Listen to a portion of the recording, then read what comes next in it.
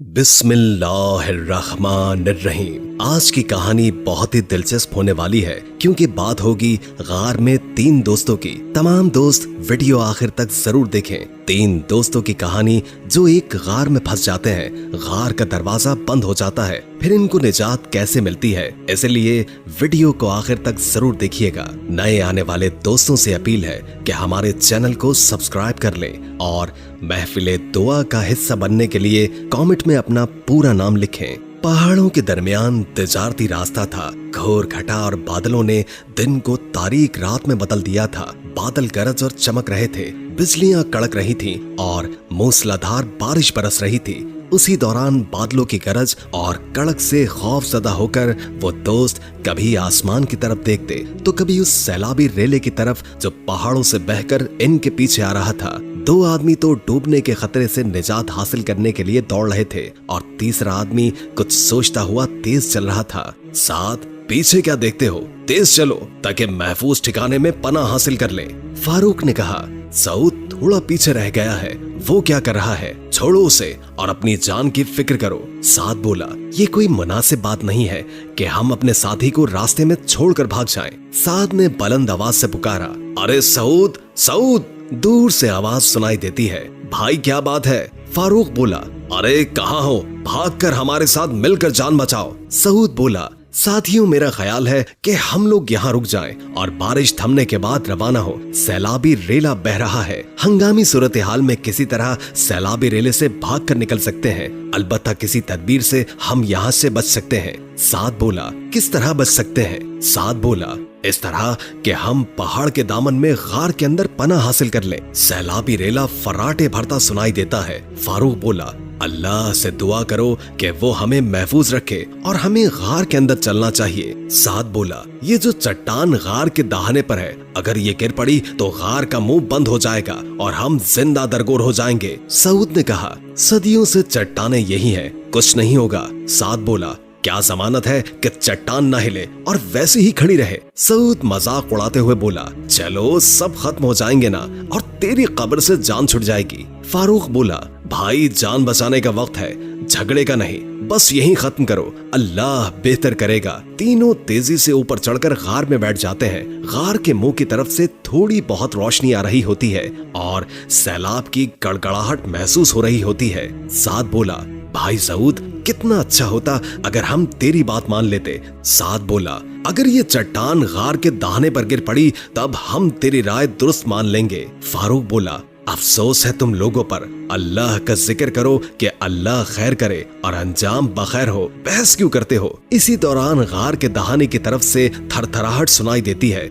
फारूक बोला, अल्लाह ये क्या हो गया? चट्टान इनको गार के दाहने पर धम से गिरता देख कर आए तो रोशनी खत्म हो गई और अंदर अंधेरा छा गया और ये तीनों दोस्त गार के अंदर दाखिल हो गए। फारूक बोला, ला हौला वला कुव्वता इल्ला बिल्लाह, इन्ना लिल्लाहि व इन्ना इलैहि राजिऊन। मैंने खदशा जाहिर नहीं किया था। सऊद की गलत तदबीर ने हमको यहाँ तक फंसा दिया है। सऊद और साद एक दूसरे से लड़ने लगे और एक दूसरे को इल्जाम तराशी करने लगे। बाद में वो चट्टान हटाने की कोशिश करने लगे, लेकिन ये उनकी कुव्वत से बाहर थी, इसलिए थक हार कर तीनों दोबारा बैठ गए। तीनों बैठकर अल्लाह से फरियाद करने लगे। फारूक ने साद और सऊद के दरमियान मुसाफा करवाया और उनके झगड़े को खत्म करा दिया। अल्हम्दुलिल्लाह, मेरी बात सुनो, अल्लाह वालों से सुना है कि जब कोई अपनी मुसीबत के वक्त अल्लाह के सामने अपनी किसी नेक अमल का वसीला पेश करे तो अल्लाह ताला मेहरबानी फरमाता है। हमें चाहिए कि हम अपने अपने किसी नेक अमल को याद करें और इसके बाद अल्लाह को याद करें। सऊद बोला,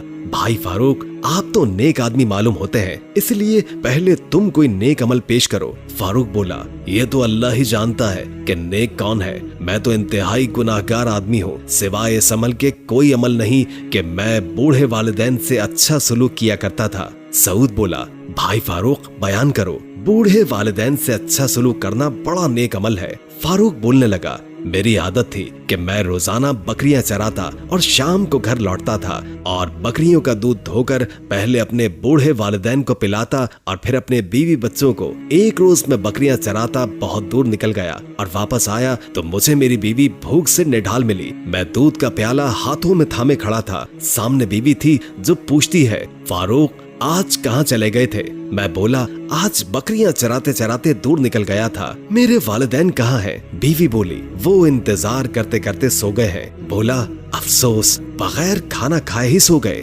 बीवी बोली, बच्चे रो रो कर बुरा हाल कर चुके हैं। मैं बोला, अल्लाह की नेक बंदी, वालिदैन को पिलाए बगैर मैं हरगिज नहीं दे सकता। बीवी बोली, वो तो सो रहे हैं, बच्चों को पिला दो, जब वो जागे तो फिर उनको पिला देना। मैं बोला, नहीं नहीं, ऐसा हरगिज नहीं करूंगा। फारूक बोला, मैं उनकी नींद क्यों खराब करूं? बीवी बोली, फिर क्या करोगे? जब वो खुद जागे तो पिला दूंगा। बीवी बोली, बच्चों का क्या करोगे? कहा, वो सो जाएंगे। साद बोला, फिर तेरे वालिदैन कब जागे? फारूक ने जवाब दिया, जब सुबह हो गई। सारी रात दूध लेकर खड़ा रहा फारूक और बच्चे मेरे कदमों में रोते हुए सो गए। मैंने वालिदैन को दूध पिलाकर ही अपने बच्चों को दूध पिलाया। उसके दोस्त बोले, ऐसी खिदमत पहले न कभी सुनी थी और न कभी देखी थी, आफरीन हो तुझ पर। फारूक आंसू बहाता हुआ उसने हाथ उठाया और कहा, ऐ अल्लाह, तू जानता है कि मेरा ये अमल खालिस तेरी खुशनुदी की खातिर था, तो हमें इस मुसीबत से निजात दे दे। इसी दौरान चट्टान हल्की सी सरकी और रोशनी अंदर आ गई।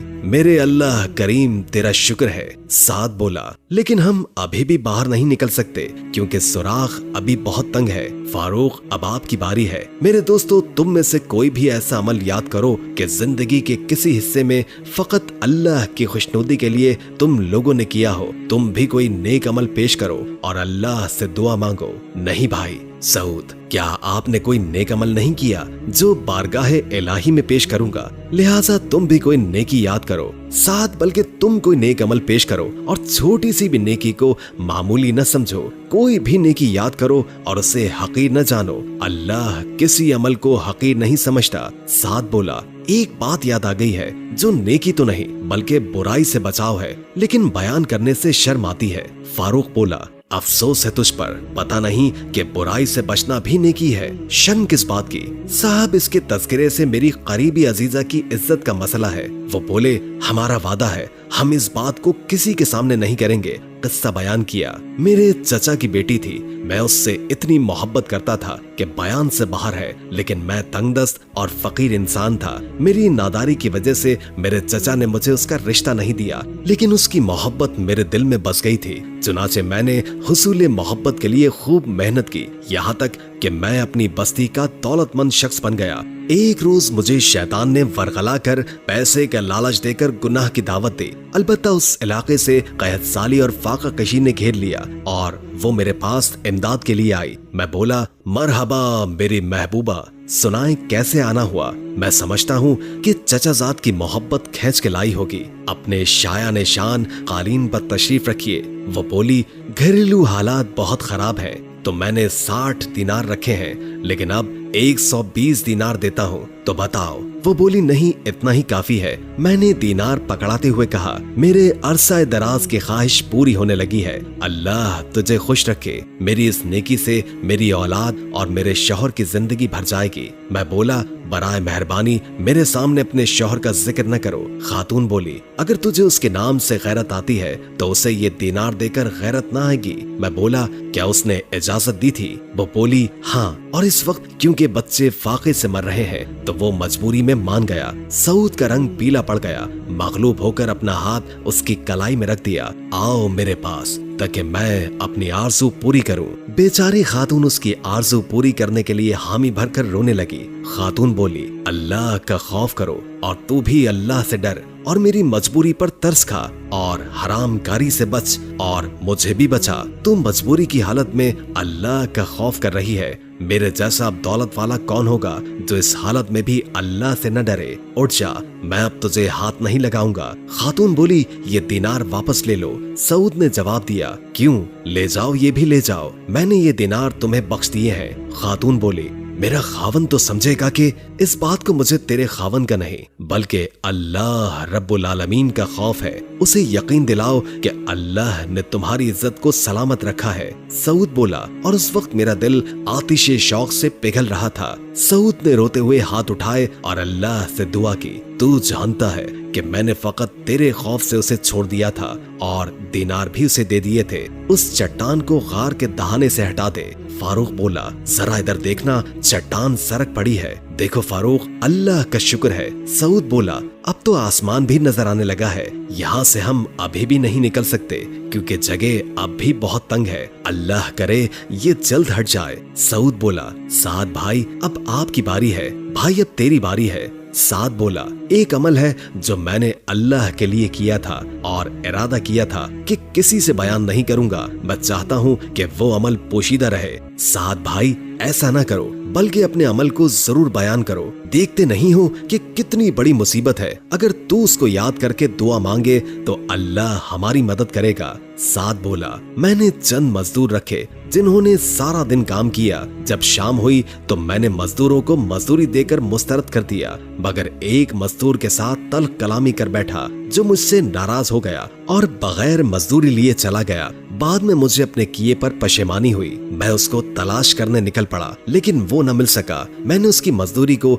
अपनी तिजारत में शामिल कर लिया, इस नियत से कि वो जब भी मिला उसका हिस्सा उसे वापस लौटा दूंगा और अपना कसूर माफ करवाऊंगा। उस काम में अल्लाह ताला ने बरकत दी और मेरे साथ साथ उसका माल भी बढ़ गया। कुछ अरसे के बाद उसे किसी मुसीबत ने आ घेरा और अपनी साबिका मजदूरी लेने के लिए मेरे पास आ गया। उसका नाम सुलेमान था। वो मेरे पास आया और कहने लगा, साहब क्या आप मुझे जानते हैं? मैंने उससे पूछा, तू सुलेमान है ना? सुलेमान बोला, हाँ मैं सुलेमान हूँ। तुझे मेरा नाम अभी तक याद है? सऊद बोला, भाई इतनी देर तू कहाँ रहा? मैं तुझे तलाश करते करते थक गया था। सुलेमान बोला, मेरी मजदूरी मुझे वापस कर दीजिए। मैं मुसीबत का मारा दोबारा आया हूँ। थोड़ी सी रकम के हुसूल के लिए लंबी मुद्दत के बाद अपना हक इस्तेमाल करना मुनासिब महसूस नहीं करता, लेकिन मजबूरियां बहुत थी इसलिए आ गया हूँ। साद बोला, ये गाय और बकरियों को देख रहे हो? हाँ साद, आप तो बहुत अमीर हो गए हो।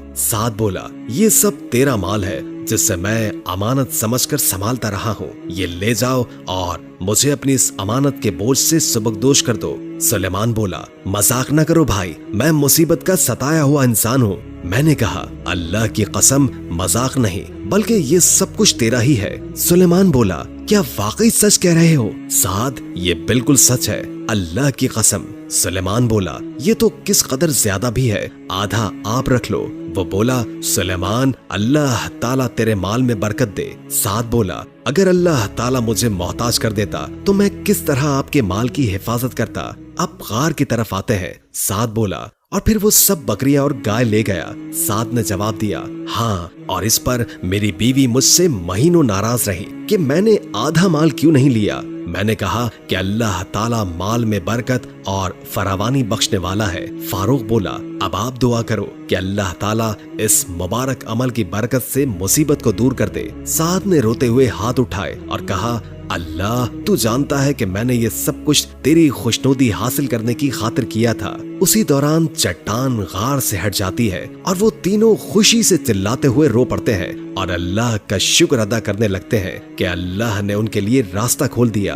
अल्हम्दुलिल्लाह, अल्हम्दुलिल्लाह। फारूक बोला, अल्लाह तेरा शुक्र है कि तूने हमें जिंदा दरगोर होने से बचा लिया। तीनों खुशी से उछलते हुए बाहर आकर एक दूसरे से बगलगीर हो गए और खुशी खुशी अपनी बस्तियों की तरफ वापस लौट गए। उम्मीद है कि आज की वीडियो आपको अच्छी लगी होगी। अगर वीडियो अच्छी लगी हो तो लाइक करके हमारे चैनल को सब्सक्राइब कर दें और बेल आइकॉन को क्लिक कर दें ताकि हमारी नई आने वाली वीडियोस का आपको पता चलता रहे। हमने पूरी कोशिश की जितना इल्म हम आप तक पहुंचा सके हम पहुंचा दें। अगर जिंदगी रही तो एक और वीडियो के साथ इंशाअल्लाह हाजिर होंगे। दोस्तों, गुज़श्ता चंद दिनों से हमारे फेसबुक पेज पर मौलाना मोहम्मद उमर के बयानात नशर किए जा रहे हैं। काफी लोग कमेंट बॉक्स में मैसेज करके उनका ऑफिशियल चैनल पूछ रहे हैं। लोगों की आसानी के लिए उनके चैनल का लिंक डिस्क्रिप्शन में दे दिया गया है। तमाम दोस्त उनके बयानात सुन सकते हैं। जज़ाकल्लाह।